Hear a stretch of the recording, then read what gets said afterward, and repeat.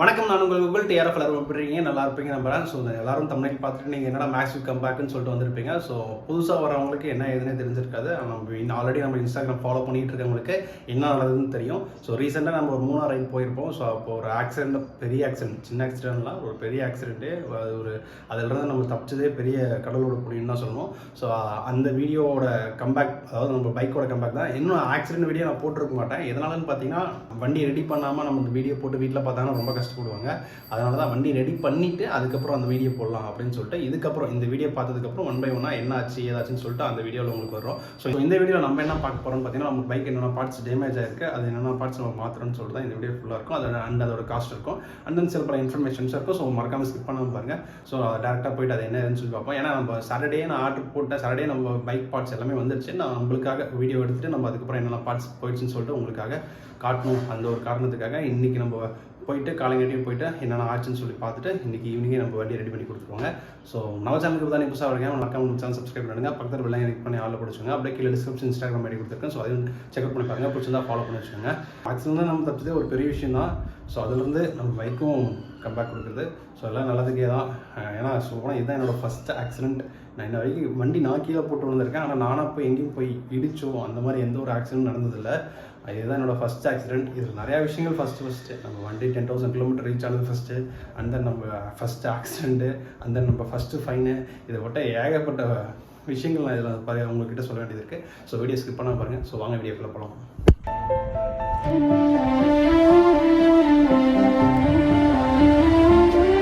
Okay TRF, கரெக்டாக இப்போ எங்கே இருக்கும் பார்த்தீங்கன்னா மோட்டோஷாப் இந்தியா. ஸோ மோட்டோஷாப் இந்தியா நிறைய பேத்துக்கு தெரிஞ்சிருக்கும், சில பேத்துக்கு தெரியாமல் இருக்கும். ஸோ நான் இங்கே தான் வந்து சர்வீஸ் விட்டுருக்கேன். அப்போ ஏன்னா ஷோரூம் சர்வீஸ் இல்லையான்னு கேட்டிங்கன்னா, ஸோ அது ஒரு பெரிய கதை. அது என்ன ஏதுன்னு சொல்லிட்டு நான் லாஸ்ட்டு சொல்கிறேன். அண்ணன் தான் ஷாப்போட ஓனர். ஸோ அண்ணன் ஷாப்பில் தான் வந்து சர்வீஸ் விட்டுருக்கோம். ஸோ அண்ணன் வந்து டீட்டெயில்ஸாக எக்ஸ்பிளைன் பண்ணுவார். ஆனால் அவங்க நேம்னா அந்த ஷாப் டீட்டெயில்ஸ் எங்கே சொல்லியிருக்கேன் ஃபஸ்ட்டு. மோட்டோஷாப் இந்தியா. ஓகே, நம்ம வண்டி எந்த அளவுக்கு டேமேஜ் ஆகிருக்கு, என்னென்ன மாற்ற வேண்டியதாக இருக்குது. ஆக்சுவலாக நம்ம ஃபஸ்ட்டு வண்டி வந்து டிஸ்மேல் பண்ணுறதுக்கு முன்னாடி பார்த்தீங்கன்னா இதில் கவுலிங் எல்லாமே ரீப்ளேஸ் பண்ணுற மாதிரி கண்டிஷனில் இருக்கும் அப்படின்னு யோசித்தோம். பட் வந்து வெஹிக்கிள் டிஸ்மேல் பண்ணிவிட்டு அதுக்கப்புறமா கன்க்ளூஷனுக்கு வந்துடலாம் அப்படின்னு சொல்லிட்டு பிரித்தோம். ஸோ பிரிக்கும் போது பார்த்தீங்கன்னா இந்த மெயின் கவுலில் மேஜராக வந்து உங்களுக்கு வந்து டேமேஜஸ் இல்லை. பார்த்தீங்கன்னா நம்ம மேஜராக பார்ட்ஸை நிறைய மாற்ற வேண்டியது இருக்குன்னு நினச்சது. பட் பார்த்தீங்கன்னா மினிமலாக வந்து மாற்ற அளவுக்கு இருந்துச்சு. அதனால் உங்களுக்கு கொஞ்சம் இப்போ பெனிஃபிட்டு. ஏன்னா நீங்கள் பெரிய ஒரு மிஸ்டேக் பண்ணி வச்சிட்டீங்க. ஏன்னா எதனாலன்னு பார்த்தீங்கன்னா, நான் ஃபஸ்ட்டு வந்து ஷோரூமில் தான் சஜெஷன் கேட்டேன். ஃபஸ்ட் நான் கொண்டு போய்ட்டு ஷோரூமில் தான், ஏன்னா ஸ்டார்டிங்லேருந்து ஷோரூமில் தான் பண்ணிட்டு இருந்தேன். ஏன்னா அவங்களோட ஒரு அது ஒரு பாயிண்ட் மாதிரி பிடிச்சிருக்காங்க. ஏன்னா அவங்க நான் வெளியே விட்டால் நாங்கள் சர்வீஸ் கிளைம் பண்ண மாட்டோம், அது பண்ண மாட்டோம்னு சொல்லிட்டு அது ஒரு பாயிண்ட் ஆஃப் வியூ நம்மளுக்கு ஸ்டாப் பண்ணி வச்சுருந்தாங்க. ஸோ அதனால் நான் இப்போ வெளியே வந்து தான் என்னோட ஓன் ரிஸ்க்கு தான் நான் பண்ணிட்டு இருக்கேன். அங்கே என்ன சொன்னாங்கன்னா, ஃபுல் பார்ட்ஸுமே வந்து டேமேஜ் வந்து மாற்றணும் அப்படின்னு சொன்னாங்க. இப்போ சின்ன பார்ட்ஸ் டேமேஜ் இருக்கிறது ஃபுல்லாகவே என்ன பண்ணணும்னு பார்த்தாங்கன்னா ஃபுல்லாக மாற்றிக்கணும் அப்படின்னு சொன்னாங்க. அது எனக்கு கிட்டத்தட்ட எனக்கு எவ்வளோ கோட் பண்ணியிருந்தான்னு பார்த்தீங்கன்னா ஒரு 40K பக்கமாக கோட் பண்ணாங்க. எனக்கு என்ன பண்ணதே தெரியல 40Kன்றவனே. ஸோ நான் செகண்டாக வந்து ரெஃபர் பண்ணது வந்து பார்த்தீங்கன்னா அண்ணனால் வந்து ரெஃபர் பண்ணேன். ஸோ என்ன நான் பண்ணலாம், என்ன நான் போயிடுச்சுன்னு ஃபஸ்ட்டு கேட்கும்போது தான் அண்ணன் வந்து ஒரு கிளியர் டீட்டெயில்ஸ் இதெல்லாம் போயிடுச்சுன்னு சொல்லி சொன்னாங்க. இதில் வந்து மேஜராக ஹெட்லாம்ப் அசம்பிளி வந்து கம்ப்ளீட்டாக ப்ரோக்கன் ஆகிடுச்சு. தென் இந்த ஹெட்லாம்ப் கவரில் உட்காரக்கூடிய அந்த கவர் ஆக்சுவலாக இந்த பெருசாக ஒரு கவர், இந்த கவர் உடஞ்சிருச்சு. தென் வந்து பைலட் லாம்ப்ஸ் ரெண்டுமே உடஞ்சிருச்சு, லாம்ப்ஸ் எல்லாமே. அதுக்கப்புறம் வந்து பார்த்தீங்கன்னா அந்த மெயின் கவர், வைஸாக உட்காரக்கூடிய மெயின் கவர். தென் வந்து இந்த இன்னர் கவர், அதாவது கவர் 7ன்னு சொல்லுவாங்க மகாவோட பார்த்தீங்களா, அந்த இன்னர் கவர் வந்து அது ஒன்று டேமேஜ். அப்புறம் ஹெட்லாம்ப் ஸ்டே வந்து ஆக்சுவலாக பெண்ட் ஆகிடுச்சு. ஸோ இது மட்டும் தான் ஆக்சுவலாக நம்ம ரீப்ளேஸ் பண்ண போகிறோம். பட் ஆனால் வண்டி பிரிக்கிறதுக்கு முன்னாடி வந்து பார்த்திங்கன்னா டேமேஜ் ஆன கண்டிஷனை பார்த்து நம்ம என்ன ஆச்சுன்னா ரைட்டு லெஃப்ட்டில் இருக்கக்கூடிய மெயின் கவர் எல்லாமே மாற்றுற மாதிரி இருக்கும். பட் ஆனால் வண்டியை டிஸ்மேல் பண்ணிவிட்டு நம்ம வந்து கன்ஃபார்ம் பண்ணிக்கலாம் அப்படின்னு சொல்லி பார்த்தோம். ஆனால் பிரிச்சதுக்கப்புறம் லக்கிலி உங்களுக்கு வந்து இந்த மெஸ்ஸி பார்ட்ஸ் எல்லாம் எதுவும் டேமேஜஸ் எதுவும் இல்லை, உள்ள எதுவுமே ஃபைனான ஸ்க்ராச்சஸ் மட்டும் தான் இருந்தது. ஸோ அதனால் நம்ம ஃபஸ்ட்டு எல்லாமே அதே யூஸ் பண்ணியாச்சு. எது மேஜராக டேமேஜ் ஆகிருக்கும் அது மட்டும் வந்து. அதனால் இப்போ அந்த பழசு யூஸ் பண்ணுறோம்ல, அதனால் ஏதாச்சும் ரன்னிங்கில் ஏதாச்சும் வைப்ரேஷன் அது மாதிரி ஏதாச்சும் எந்த ஒரு எதுவுமே இல்லை, லீக்கேஜ் எதுவுமே கிடையாது, எதுவுமே இல்லை, எல்லாமே அப்படியே இருக்குது. இருந்துச்சுன்னா அது வந்து மவுண்ட் ஆகக்கூடிய லக்ஸ் ஏதாவது டேமேஜஸ் இருந்துச்சுன்னா வந்து பார்த்தீங்கன்னா நம்ம ரீப்ளேஸ் பண்ணுறது சொல்லியிருக்கோம். பட் எதுவுமே டேமேஜ் இல்லை. வெளியே இந்த டிகால்லாம் இருந்துச்சு இல்லையா, அந்த டிகால்ஸில் சின்ன ஸ்க்ராச்சஸ் இருந்துச்சு. ஸோ அது வந்து பார்த்தீங்கன்னா உங்களுக்கு அக்செப்ட் பண்ணலாம், அது பிரச்சனை இல்லை. பெயிண்ட் டேமேஜஸ் பெருசாக இல்லை. ஸோ அதனால் ஃபங்க்ஷன்லாம் எந்த பக்கம் அஃபெக்ட் பண்ணாது. ஸோ மேஜராக டேமேஜ் ஆனது உங்களுடைய இந்த சைட் கபல் ஒன்று டேமேஜ் ஆயிருக்கு. அண்ட் தென் பார்த்தீங்கன்னா முன்னாடி ஃபுல்லாக இது மட்டும் தான். R15 வச்சிருக்கவங்களுக்கு எல்லாத்துக்குமே ஒரு மெயின் இம்பார்ட்டண்டான விஷயம் என்னென்னு பார்த்தீங்கன்னா, வண்டி எங்கே அடித்தாலும் டேமேஜ் ஆனாலும் சரி, சின்ன 1000 2000 சொல்லி பார்ட்ஸ் மட்டும் தான் டேமேஜ் ஆகும். ஆனால் எனக்கு மெயின் அடி வாங்கினதே பார்த்தீங்கன்னா ஹெட்லாம்ப். அந்த ஹெட்லாம்ப் ஹோல்டரோட போனதுனால எனக்கு அதுதான் மெயின் காஸ்ட் எனக்கு ஹையாக தூக்கி விட்டுருக்குது. ஸோ அது என்ன ஏதுன்னு சொல்லிட்டு ப்ரைஸ் டீட்டெயில்ஸ்லாம் உங்களுக்கு லாஸ்ட்டில் நான் சொல்கிறேன். ஸோ அவ்வளோதான் எனக்கு தெரிஞ்சது. ஆனால் இன்னொன்று என்னென்னு பார்த்தீங்கன்னா, எனக்கு இப்போ ஒரு சின்ன டவுட் வருது. இப்போ நான் வந்து வண்டி ஸ்டார்டிங்லேருந்தே நான் என்ன பண்ணிடுறேன்னா, வண்டி எடுத்து 1 வருஷம் 4 மாதம் ஆகுது. 4 மாதத்தில் நான் பாதி மாதம் வந்து பார்த்தீங்கன்னா ஷோரூமில் தான் விட்டுருக்கேன். ஏன்னா எனக்கு வந்து எப்படி நான் வெளியே கொண்டு போய் ட்ரஸ்டபுளாக நான் ஒன்று பண்ணேன்னா அது ஒரு விளைவாக வந்து முடியாது. ஏன்னா இப்போ நான் ரீசெண்டாக இந்த மொபைல் ஹோல்டர் ஒன்று போட்டிருப்பேன். போட்டதை பார்த்தீங்கன்னா மெயின் இதில் நான் அவங்க சொன்னாங்க, ஷோரூம்லேயும் சொன்னாங்க இதுக்கு தனியாக ஷாக்கெட் இருக்குது அதில் கொடுங்கன்னு சொல்லிட்டு. ஆனால் அவங்க என்ன பண்ணிட்டாங்கன்னா இந்த மெயின் இதில் இந்த ஷாக்கெட்டுன்னு நினைக்கிறேன் இதில் வந்து ஜாயின் பண்ணி விட்டுருந்தாங்க. ஓகே. அதில் வந்து எனக்கு ஃபஸ்ட்டு அந்த வயரிங் ப்ராப்ளம் வரும்போது நான் கம்பெனிக்கு போய் ரெஃபர் பண்ணும்போது நீங்கள் யாரை கேட்டு அதை பண்ணீங்க அப்படின்னு எனக்கு வருது. அப்போ வண்டிக்கு வந்து என்னென்ன பார்ட்ஸ் நம்ம ஆட் பண்ணணும், எப்படி ஆட் பண்ணால் கரெக்டாக இருக்கும். அண்ட் தென் என்ன அதே மாதிரி எக்ஸாஸ்ட் போடணும். இப்போ பசங்களாம் ஆசைப்பட்றாங்க, இந்த இப்போ இருக்கிற ஜெனரேஷனில் எல்லாமே வண்டி எடுத்தோன்னே எக்ஸாஸ்ட் போடணும். அதான் 150cc எக்ஸாஸ்ட் போல் நல்லாயிருக்கு, சவுண்டும் நல்லாயிருக்கு விரும்புகிறாங்க. அதனால் போட்டால் என்ன டிமெரிட்ஸ் மெரிட்ஸ் ஏதாச்சும் எனக்கு நான் பர்சனலாக ரெஃபர் பண்ணுறது. சிஸ்டம் இப்போ நீங்கள் மாற்றுறீங்க அப்படின்னா கம்ப்ளீட்டாக வெயிட் உங்களுக்கு ரெடியூஸ் ஆகும். ஸோ அதனால் வெஹிக்கிளுடைய பர்ஃபார்மன்ஸ் வந்து இன்க்ரீஸ் ஆகும். தென் வந்து ஃப்ரீ ஃப்ளோ வந்து அதிகமாக இருக்கிறதுனால பர்ஃபார்மன்ஸ் இன்க்ரீஸ் ஆகும். பட் ஆனால் நம்ம எல்லாருமே பண்ணுற மெயின் மிஸ்டேக் என்ன அப்படின்னா, அந்த எக்ஸாஸ்ட்டில் வந்து எப்போ வந்து சவுண்ட் அதிகமாக இருக்குன்னு வச்சுக்கோங்களேன், இந்த ஃபஸ்ட்டு செகண்ட் கியரில் தான் அதிகமாக இருக்கும். தேர்டு ஃபோர்த்து போக அப்படியே ரெடியூஸ் ஆகும். ஆனால் ரைடர்ஸ் எல்லாமே என்ன பண்ணுவாங்கன்னா, அந்த ஃபஸ்ட்டு செகண்டில் வந்து அது சவுண்ட் அதிகமாக வரணுங்கிறதுக்காக அந்த ஆர்பிஎம் ஃபுல்லாக க்ளோஸ் பண்ணி ஓட்ட ஆரம்பிச்சிடுவாங்க. ஸோ அதனால தான் இன்ஜின் மேஜராக ப்ராப்ளம் வந்து தவிர மற்றபடி இன்ஜினில் வந்து எக்ஸாஸ்ட் மாற்றுறது பெரிய அளவில் ப்ராப்ளம் எதுவும் வராது. ஏர்ஃபில் மிக்சர்ஸ் வந்து என்ன ஆகும் அப்படின்னா, அன்பார்ன்டு கேஸஸாக வெளியே போவாங்க. மேபி வந்து பார்த்திங்கன்னா ஒரு 1 or 2 kilometers மைலேஜ் வந்து ஆகலாமே தவிர அதிகமாக வந்து உங்களுக்கு வாங்க 5 கிலோமீட்டர் 10 கிலோமீட்டர் அப்படிலாம் வராது. அது ஏன் வரும்னா, நார்மலாக வண்டி ஓட்டும் போது ஃபஸ்ட் இயர்லேயே வச்சு ஃபுல் ஆர்பிஎம் வச்சு ஓட்டிடுவாங்க. ஒரு 1 கிலோமீட்டர் 1/2 கிலோமீட்டர் அடுத்து செகண்ட் கியர் போடுவாங்க. ஒரு குறுக்கு ஏதாவது ஒரு அப்டாக்கிள் வருது, வண்டி பிரேக் டவுன் பண்ணுவாங்க, மறுபடியும் முறுக்குவாங்க. அப்போ 5 கியர் 6 கியர் போட்டு வண்டியை ஓட்ட மாட்டாங்க. கரெக்ட். ஸோ அப்போ என்ன ஆகும்னா, நார்மலாக மைலேஜ் விடும். தென் இன்ஜின் வந்து அதிகமாக ஸ்ட்ரெஸ் ஆகும். புரியுது. இன்ஜின் சீக்கிரமாக போக செய்யும். பட் அது எக்ஸாஸ்ட்னாலன்னு சொல்ல முடியாது. ஓகே. அண்ட் தென் இந்த எக்ஸ்ட்ரா லைட்ஸ்ன்னு சொல்லுவோம்ல, இப்போ எக்ஸ்ட்ரா ஆக்சஸ், நான் இப்போ மொபைல் ஹோல்டர் மாற்றினது இதெல்லாம் ஷோரூமில் கேட்கும் போது இதெல்லாம் நீங்கள் மாற்றக்கூடாது, ஷோரூம்லேயே நாங்களே ஒன்று கொடுக்குறோம் அப்படின்னு சொல்லிட்டு அது ஒன்று சொன்னாங்க. மொபைல் ஹோல்டர் நாங்களே ப்ரொவைட் பண்ணுறோம், நீங்கள் அதை வந்து மாட்டுங்க, வெளியே ஆக்சரிஸ் எதுவும் வாங்க வேணாம். அண்ட் தென் அது எக்ஸ்ட்ரா நான் ஃபாக் லைட் கேட்கும் போது ஃபாக் லைட் மாற்ற வேணாம். இன்னொன்று வந்து பார்த்திங்கன்னா அந்த ஹேண்டில் பார் ரைசர் சொன்னாங்க, அதுக்கும் ப்ராப்ளம் வரும் அப்படின்லாம் சொல்கிறாங்க ஷோரூமில். இது வந்து நான் கேட்டதில்லைன்னா ஷோரூமில் நான் வந்து எனக்கு ப்ராப்ளம் வரும்போதெல்லாம் ஒரு டைமாக கேட்கும்போது நானாக கேட்குறேன், எனக்கு இந்த ப்ராப்ளம் வருமா, இதெல்லாம் மாற்றலான்னு இருக்கேன் அப்படின் போது இதெல்லாம் ப்ராப்ளம் சொல்லும் போது இதெல்லாம் மாற்றக்கூடாதுன்னு சொல்கிறாங்க. அது இவ்வளோ நாளாக வண்டி சர்வீஸ் பண்ணிகிட்ருக்கீங்க, உங்களுக்கு இதெல்லாம் தெரியும், இதெல்லாம் பண்ணால் இதெல்லாம் ஆகும் அப்படின்ற அந்த ஒரு இது. ஆக்சுவலாக ஆக்சசரிஸ் வந்து நீங்கள் வெளியே மாற்றலாம், பட் அது ப்ராப்பரான வேலை மாற்றினாங்க. ஓகே, அது வந்து இப்போ ஷோரூமில் சொல்கிறாங்க அப்படின்னா அது அவங்க ப்ராடக்ட் சேல் பண்ணுறதுக்காக இருக்கலாம். ஒரு காலத்தில் ராயல் என்ஃபீல்டோட ஆக்சசரிஸ் எல்லாமே வந்து பார்த்திங்கன்னா ஆஃப்டர் மார்க்கெட் தான் இருந்துச்சு. அதோடைய சேல்ஸை பார்த்து ராயல் என்ஃபீல்டே பார்த்திங்கன்னா டெவலப் பண்ண ஆரம்பிச்சிட்டாங்க எல்லா ஆக்சசரிஸ். அதேமாதிரி இப்போ எல்லா பிராண்ட்லேயுமே பார்த்திங்கன்னா அவங்களுக்கு உண்டான ஆக்சசரிஸ்லாம் அவங்களே கொடுக்குறாங்க. ஏன்னா ஆடான் மாதிரி சேல்ஸ் பண்ணிக்கலாம் இல்லையா.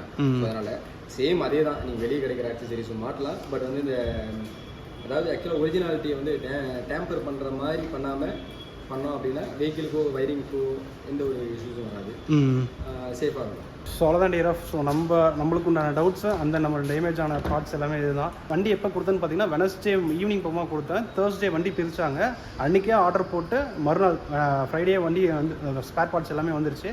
நம்மளுக்கு ஏன் நம்ம இன்றைக்கி மண்டே எடுக்கிறோன்னு பார்த்தீங்கன்னா, நான் வந்து சாட்டர்டே வந்து வீட்டில் கொஞ்சம்லாம் அந்த நேரங்களெல்லாம் பார்க்க ஆரம்பிச்சிட்டாங்க வண்டி அடி வாங்கணுன்னே.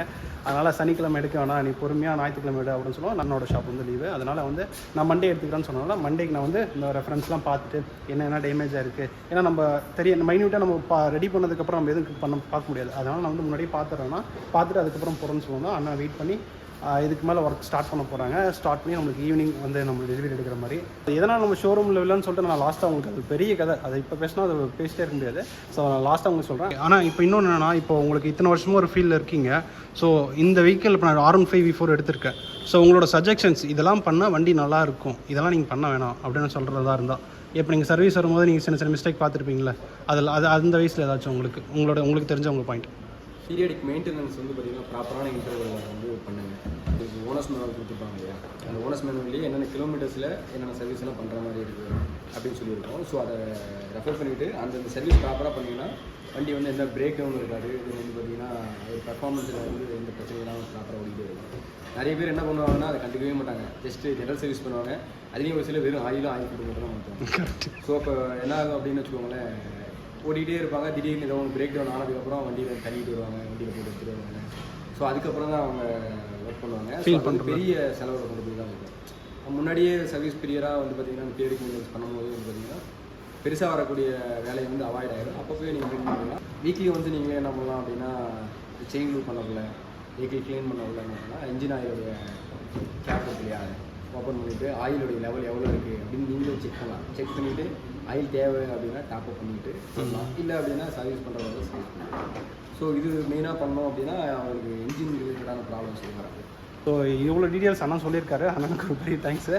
ஏன்னா இந்த டீட்டெயில்ஸ் வந்து நான் ஷோரூமில் கேட்கும்போது என்னென்னு சொன்னாங்க பார்த்தீங்கன்னா, ஷோரூமில் வந்து அவங்களுக்குள்ளான ஒரு ரூல்ஸ் அண்ட் ரெகுலேஷன்ஸ் இருக்குது. அவங்க ஷோரூமில் ஒரு ரூல்ஸ் அண்ட் ரெகுலேஷன் இருக்கும்போது அதை ஃபாலோ பண்ணி தான் ஆகணும். ஸோ நமக்கு வெளியே வந்தனால தான் நம்மளுக்கு இவ்வளோ கிளியர் எக்ஸ்பிளேஷன் இருக்குது. உங்களுக்கு வேறு ஏதாச்சும் டவுட்ஸ் இருந்தாலும் கீழே கமெண்ட் செக்ஷனில் கமெண்ட் பண்ணுங்கள். நான் டேரெக்டாக அண்ணன்ட்டே கூட கேட்டு நான் உங்களுக்கு என்ன ஏதுன்னு சொல்லிட்டு நான் உங்களுக்கு கிளியராக இன்ஃபர்மேஷன்ஸ் பாஸ் பண்ணுறேன். ஸோ கேட்டு நான் வண்டி எடுத்து நான் என்னன்னு சொல்லிட்டு கண்டிப்பாக பண்ணுறேன். வீடியோ ஃபுல்லாக பார்த்தவங்களுக்கு நிறைய பேருக்கு நிறைய டவுட் இருக்கும். என்னென்னு பார்த்தீங்கன்னா, ஏன் வண்டி ஷோரூமில் சர்வீஸ் பண்ணல, இன்சூரன்ஸ் கிளைம் பண்ணியா இல்லையா, ஏன் வெளியே சர்வீஸ் விட்ட, அண்ட் தென் எவ்வளோ காஸ்ட் ஆச்சு, இந்த மாதிரி டவுட்ஸ் நிறைய பேருக்கு இருக்கும். ஸோ அந்த வீடியோவில் இதுக்கப்புறம் உங்களுக்கு ஃபுல்லாக என்ன ஏதுன்னு சொல்லிட்டு தெளிவாக சொல்லிடுறேன். ஃபர்ஸ்ட் ஆஃப் ஆல் நான் வண்டி ஆக்சிடென்ட் ஆன உடனே கொண்டு போய் ஃபஸ்ட்டு காட்டணும் பார்த்தீங்கன்னா ஷோரூம் தான். நான் ஆல்ரெடி நான் ஃபோன் மூலியமாக ஃபஸ்ட் ஆக்சிடென்ட் ஆனோடனே இது மாதிரி ஃபோட்டோஸ் அனுப்பிச்சுட்டு எவ்வளோ காஸ்ட் ப்ரோ ஆகும் இந்த மாதிரி ஆயிடுச்சுன்னு சொன்னோடனே அவங்க ஒரு குறிப்பிட்ட அமௌண்ட் சொன்னாங்க. 40K சொல்லிட்டு மேல் பார்ட், அதாவது ஃபோட்டோவில் பார்த்து மட்டும் 40K சொன்னாங்க. சரி ஓகே, ஃபோட்டோவில் பார்த்தனால தான் அந்த 40K அப்படின்னு சொன்னாங்க. நான் நேரில் கொண்டு போய் காமிச்சேன். நேரில் கொண்டு போய் காமிக்கும் போது அது இதுன்னு பார்த்து இது அது ஓப்பன் எந்த ஒரு பார்ட்ஸும் ஓப்பன் பண்ணாமே இது கொட்டேஷன் நான் கேட்கும்போது ஒரு 45K கொட்டேஷன் கொடுத்தாங்க. 45K கொட்டேஷன் கொடுத்துட்டு என் மனசே வெடிச்சிருச்சு. ஸோ என்ன ஏது பண்ணுறதுன்னு சுத்தமாக பிளாங்க்கு, என்ன ஒன்றுமே பண்ண முடியாது. ஏன் இன்சூரன்ஸ் கிளைம் பண்ணலாமே, அது எதுக்கு தேவையில்லாமல் யோசிச்சுருக்கீங்க அப்படின்னா அங்கே தான் ஒரு பெரிய ட்விஸ்ட்டு. நம்ம வண்டி எடுத்து பார்த்தீங்கன்னா 1 year 5 months ஆயிடுச்சு, எக்ஸ்பைரி ஆகிடுச்சு இன்சூரன்ஸ். வேறு வழியே இல்லை, ஓன் மணி தான் கொடுத்தாங்கன்னு சொல்கிறதுனால ஒரு பெரிய பிளாங்க் மைண்டில் இருந்திருந்தேன். எதனாலும் பார்த்தீங்கன்னா இது ஃபுல் அண்ட் ஃபுல் என்னோட கேர்லெஸ் தான். வண்டி எடுத்து பார்த்தீங்கன்னா ஒரு வருஷம் 5 மாதம் ஆச்சு. ஏன்னா இது வரைக்குமே நம்ம முன்னாடி ஒரு வண்டி எடுத்தோம், அந்த மாதிரி இன்சூரன்ஸ் கட்டியோ நம்மளுக்கு எதுவுமே இல்லை. நம்ம ஓன் ரிஸ்க்கு நம்ம இப்போ ஒவ்வொன்றா தான் ப்ரிப்பேர் ஆகி ஒவ்வொன்றா தான் பண்ணிட்டு இருக்கோம். அப்படின்ற போது இப்போ தான் ஒவ்வொன்றா கற்றுட்டு வந்துருக்கோம். இப்போ தான் நம்ம இன்சூரன்ஸ் பற்றி எல்லாமே தெரிஞ்சுக்கிறோம். உண்மையாலுமே புது வண்டி எடுத்தீங்கன்னா 1 வருஷம் ஓன் டேமேஜ் இன்சூரன்ஸும் தேர்ட் பார்ட்டிக்கு வந்து 5 years போட்டு கொடுத்துருப்பாங்க. அந்த 1 year முடிஞ்ச உடனே உங்களுக்கு எந்த ஒரு நோட்டிஃபிகேஷனும் வராது. நல்லா நோட் பண்ணிக்கோங்க. இன்சூரன்ஸ் முடிஞ்சு வண்டியில் புது வண்டி எடுக்கும்போது போட்டு கொடுத்துருந்தாங்கன்னா உங்களுக்கு முடியும் போது இன்சூரன்ஸ் முடியும் போது எந்த ஒரு நோட்டிஃபிகேஷனும் வராது. நீங்களாக தான் பார்த்து ரெனியூ பண்ணிக்கிற மாதிரி இருக்கும். ஸோ அது எனக்கு தெரியவே இல்லை. இப்போ நான் எனக்கு இப்போ ஒரு அடிப்பட்டதுக்கு அப்புறம் தான் எனக்கு தெரியுது. அது நான் முன்னாடியே இன்சூரன்ஸ் கிளைம் பண்ணியிருந்தேன்னா இப்போ எனக்கு அந்த 40Kன்றது ஒரு பெரிய அமௌண்ட்டாக ஓகே இன்சூரன்ஸ் கிளைம் பண்ணிக்கலாம் அப்படின்ற ஒரு மைண்ட் செட்டில் போய்ப்பேன். அது இல்லாத போது தான் எனக்கு ஒரு பெரிய இது. ஸோ அந்த இன்சூரன்ஸ் இல்லையா, ஸோ வேறு வழி இல்லை. ஸோ ஓன் மணியில் தான் பண்ணியிருக்கேன். ஸோ இன்சூரன்ஸ் கிளைம் பண்ணல. அப்போ ஏன் ஷோரூம்லேயே பண்ணியிருக்கலாமே, ஏன் வெளியே பண்ணிருக்குன்னு கேட்டிங்கன்னா, ஷோரூமில் வந்து சரி ஷோரூமில் 45K சொல்லிட்டீங்க, ஸோ வண்டி பிரித்து பார்க்கலான்னு சொல்லிட்டு எனக்கு அதை வண்டி பிரித்து பார்த்தா எவ்வளோ ஆகும்னு சொல்லிட்டு அப்போ எனக்கு தெரியல. ஓகே பார்த்தா அவங்க கரெக்டாக சொல்லிடுவாங்கன்னு சொல்லிட்டு அந்த ஒரு தாட்டில் இருந்தேன். அதுக்கப்புறம் சரி ஓகே 45K ரெடி பண்ணணும், எப்படி தான் ரெடி பண்ணணும், சரி என்ன பண்ணலாம் யோசிச்சுட்டு இருக்கும்போது அது சரி பார்ட்ஸ் போட்டால் எத்தனை நாள் ஆர்டர் போட்டால் எத்தனை நாளில் வரும் அப்படின்னு கேட்டதுன்னு, ஆர்டர் போட்டால் மேக்ஸிமம் 2 weeks அப்படின்னா 3 weeks சொல்ல முடியாது. பாடி பார்ட்ஸ் இங்கே சரௌண்டிங்ஸில் இருந்துச்சுன்னா, சுத்தவரட்ட சரௌண்டிங்ஸில் இருந்துச்சுன்னா ஷோரூம் மூலியமாக கான்டாக்ட் பண்ணி ரிசீவ் பண்ணிக்கலாம். அப்படி இல்லைன்னா நம்மளுக்கு வெளியே இருந்து தான், அதாவது பியூன் அந்த மாதிரி வெளியே இருந்து தான் வர மாதிரி இருக்கும். அதனால உங்களுக்கு மந்த் ஆயிரும் அப்படின்னாங்க. நம்ம ஒரு மந்த்னா எங்கே வீட்லேயும் நான் வண்டி தான் உங்களுக்கு சொல்லலை, நம்ம லேட்டாக தான் சொன்னோம். நான் வண்டி ஆக்சிடென்ட் பண்ணோடனே நான் வீட்டில் சொல்லவே கிடையாது. நான் ஒரு வாரம் கழிச்சு தான் வீட்டுக்கே சொன்னேன். அந்த மாதிரி அப்படின்றப்ப அந்த ஒரு வாரத்துக்குள்ள வண்டி ரெடி ஆகணுன்ற அந்த ஒரு ஸ்டேஜ்னால என்ன பண்ணலாம், அவங்க வந்து சொல்லிட்டாங்க இது மாதிரி பார்ட்ஸ் வரதுக்கு லேட் ஆகும். அதே மாதிரி ஆக்சிடென்ட் கேஸ் பார்க்குறதுக்குன்னு சொல்லிட்டு ஒரு அண்ணா இருக்காரு, நமக்கு தெரிஞ்ச அண்ணா. அவர் தெளிவாக சொல்லிட்டாரு, இது மாதிரி பார்ட்ஸ் ஆர்டர் போட்டால் 1 வாரம் ஆயிரம்ப்பா. அதுவும் இல்லாமல் நான் இப்போ இங்கே இல்லை, நான் வெளியே ஒரு மீட்டிங்காக போகிறேன், நான் வந்ததுக்கு அப்புறம் தான் மாற்றுற மாதிரி இருக்கும். எனக்கு ஒரு நம்பிக்கையான ஆள்னா அவர் மட்டும் தான். அவர் தான் எந்த ஒரு இதாக இருந்தாலும் எனக்கு விலாவரியாக சொல்கிறதா இருந்தாலும் சரி, இந்த மாதிரி இது பண்ண அது பண்ணுறேன்னு சொல்லி நான் கேட்டு தெரிஞ்சுக்கிறதா இருந்தாலும் சரி. அவரும் இல்லாத போது ஆக்சிடென்ட் கேஸ் வேறையும் பார்க்க மாட்டாங்க. அவர் வரத்துக்கு 1 மாதம் ஆகிடும். அப்படின்னு இருக்கும்போது கிட்டத்தட்ட வண்டி ஆக்சிடென்ட் ஆகி 1 மாதம் நின்று இருந்தால் எங்கே என்ன பண்ணுறது, ஒன்றுமே பண்ண முடியாது. அதனால் சரி அதை விட்டாச்சு, அது வழியே இல்லை, ஷோரூம் வேறு வழியே இல்லாதனால அவுட் சைட் தேர்ந்தேன். அவுட் சைடில் நான் 2-3 ஷாப்ஸ் வந்து கேட்டதுக்கப்புறம் என்ன பண்ணாங்கன்னு பார்த்தீங்கன்னா, அவங்களும் பாடி பார்ட்ஸ் ஆர்டர் போட்டு ரிசீவ் பண்ணதுக்கப்புறம் தான் பண்ணுவாங்க. அந்த நான் ஏன் மோட்டோ ஷாப் இந்தியா பார்த்தீங்கன்னா முன்னாடியே எனக்கு ஒரு பழக்க வழக்கம் இருக்குது, பேச்சுவார்த்தை இருக்குது. அந்த அவங்களுக்கு என்னோட ஃப்ரெண்ட்ஸும் என்ன பண்ணியிருக்காங்கன்னா நல்லா பண்ணுவாங்க அப்படின்னு சொல்லுவாங்க. ஸோ அதனால் நான் என்ன பண்ணேன், டேரெக்டாக போயிட்டு அங்கேயே போயிட்டு நான் இது மாதிரி ஆயிருக்கு, எனக்கு வண்டி சீக்கிரமாக ரெடி ஆகணும், பாடி பார்ட்ஸ் சீக்கிரமாக ரிசீவ் ஆகணும்னு சொன்னேன். வண்டி விட்டேன். வண்டி விட்டு செக் பண்ணாங்க. செக் பண்ண உடனே என்ன பண்ணாங்க, பாடி பார்ட்ஸ் ஆர்டர் போட்டாங்க, கூப்பிட்டாங்க, வீடியோ எடுத்தோம். அந்த வீடியோ எடுத்ததுக்கப்புறம் உடனே மாட்டி உடனே கொடுத்துட்டாங்க. இது நான் டியூரேஷன் எனக்கு எவ்வளோ நாள் ஆனிச்சுன்னா பார்த்தீங்கன்னா மேக்ஸிமம் 4 days. வண்டி விட்டேன், பாடி பார்ட்ஸ் பிரித்து பார்த்தாங்க, ஆர்டர் போட்டாங்க, கூப்பிட்டாங்க, மாட்டினாங்க, அவ்வளோதான். இது மாதிரி ஷோரூமில் வந்து இருந்துடுச்சு. நான் ஏன் ஷோரூமில் பண்ணாமல் இங்கே பண்ணியிருக்கேன்னு பார்த்தீங்கன்னா, எனக்கு இது வந்து ஃபுல் அண்ட் ஃபுல் என்னன்னு பார்த்தீங்கன்னா, நான் வெளியே என்னோட ஓன் ரிஸ்க் தான். ஷோரூம் வந்து ஒரு மெயின் இது என்ன வச்சுருக்காங்கன்னா, வெளியே சர்வீஸ் பண்ண வெஹிக்கிளுக்கு எந்த ஒரு கிளைமும் ஷோரூம் எடுத்துக்கொள்ளாது, முதல் விஷயம். அதனால தான் நான் எப்பயுமே நான் வந்து ஷோரூம்லேயே டிபெண்ட் பண்ணியே இருந்தேன். இது வந்து நம்மளுக்கு அவுட்டர் பார்ட்ஸ் மட்டும் தான் பாடி டேமேஜ் ஆகிருக்கு. ஸோ அப்படின்ற போது இது ஒரு பெரிய இஷ்யூ இருக்காது. நம்ம பாடி பார்ட்ஸ் பிரித்து விடணும். டெக்னிக்கலாக வைரிங் இஷ்யூஸ் அந்த மாதிரி ஏதாச்சும் தான் ஸோ ஓகே பிரச்சனை வரும், அதனால நம்மளுக்கு எதுவும் கிளைம் ஆகாது அப்படின்ற ஒரு ஸ்டேஜில் இருக்கும்போது இது ஒரு பிரச்சனை இல்லை. பாடி பார்ட்ஸ் மட்டும் தான் சேஞ்ச் பண்ணியிருக்கோம். அதனால தான் நான் வெளியே வந்தேன். இந்த ஒரு ஷாப் டிபெண்ட் பண்ணி நான் ஃபுல்லாக சேஞ்ச் பண்ணேன். இந்த ஷாப் நான் ஏன் உங்களுக்கு சொல்கிறேன்னு பார்த்தீங்கன்னா, மிடில் கிளாஸ் பசங்களுக்கு ஒரு பெரிய ஒரு இதாகவே இருக்கும். என்னன்னு பார்த்தீங்கன்னா, வண்டி ஆக்சிடென்ட் ஆச்சுன்னா ஷோரூம் தான் மேக்ஸிமம் கொண்டு போவீங்க. மேக்ஸிமம் இன்சூரன்ஸ் அங்கே தான் கிளைம் பண்ணுவீங்க. அந்த இன்சூரன்ஸ் ஷோரூமில் கிளைம் பண்ணும்போது என்ன பண்ணுவாங்கன்னு பார்த்தீங்கன்னா, ஹோல் பார்ட்ஸ் நீங்கள் ஒரு சின்ன அடிப்பட்டாலும் அந்த பாடி பார்ட்ஸ் சேஞ்ச் பண்ண தான் சொல்லுவாங்க. ஆனால் அதே இங்கே வந்து என்ன பண்ணுவாங்கன்னா, நீங்கள் சின்னதாக ஒரு மைனஸ் ஸ்க்ராச்சோ இதாக இருந்துச்சுன்னா அதுக்குண்டான இது பண்ணிவிட்டு மற்றதெல்லாம் உங்களுக்கு ப்ராப்பராக இருக்குது அப்படின்ற போது அது மட்டும் தான் சேஞ்ச் பண்ணுவாங்க. அதுக்குண்டான இன்சூரன்ஸ் தான். இப்போ ஷோரூமில் வந்து இன்சூரன்ஸ் இருந்தே கிளைம் பண்ணாங்கன்னா ஃபுல் பாடி பார்ட்ஸ் மாற்றும் போது உங்களுக்கு 40K இன்சூரன்ஸ் ஆச்சுன்னா பேலன்ஸ் மட்டும் தான் உங்களுக்கு இன்சூரன்ஸ் பண்ணிக்கும். அதே இங்கே வந்து என்னென்ன போயிடுச்சோ அது மட்டும் மாற்றுவாங்க. சின்ன பல ஸ்க்ராட்ச்லாம் உங்களுக்கு ஓகேன்னு விட்டாங்கன்னா, உங்களுக்கு இது மாதிரி ஸ்க்ராட்ச் ஆகிருக்கு, இது ஓகேன்னு உங்களுக்கு கேட்பாங்க. இது ஓகேன்னா ஓகேன்னு சொல்லிட்டு அது அடுத்த வேலையை பார்ப்பாங்க. தேவையில்லாமல் புது பார்ட்ஸ் எல்லாமே வச்சு திணிக்க மாட்டாங்க. அந்த ஒரு பெனிஃபிட்ல இங்கே ஒன்று இருக்குது. அதனால தான் வெளியே வந்து சேஞ்ச் பண்ணிட்டு வண்டி ரெடி ஆகிடுச்சு வெற்றிகரமாக. இது வீடியோவே உங்களுக்கு ரேட்டாக தான் கிரியேட் பண்ணோம். இந்த வீடியோ நான் ஞாயிற்றுக்கிழமை போஸ்ட் பண்ணுறேன். வீடியோ வண்டி வந்து 1 week முன்னாடியே ரெடி ஆகிடுச்சு.